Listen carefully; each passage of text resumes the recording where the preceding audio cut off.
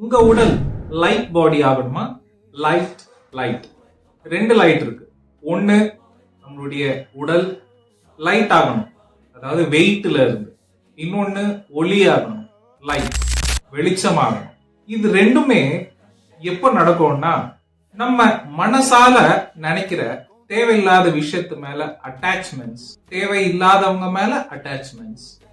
இங்க அட்டாச்மெண்ட் அப்படின்னு சொல்றப்போ நம்ம யாரு மேலேயாவது கோவப்படுறோம்னாலும் அதுவும் அட்டாச்மெண்ட் தான்.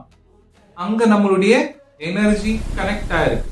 நம்மளுடைய எமோஷன்ஸ், எனர்ஜிஸ் பலவிதமான விஷயங்கள் மேலையும் பலவிதமான மக்கள் மேலையும் கனெக்ட் ஆகி நிக்குதோ அப்போ நம்ம லைட் ஆக முடியாது. எப்போ அந்த கனெக்ஷன்ஸ் எல்லாம் கட் ஆகுதோ அப்போ நம்ம லைட்டாவும் நம்ம அணுக்களும் லைட் ஆகும்.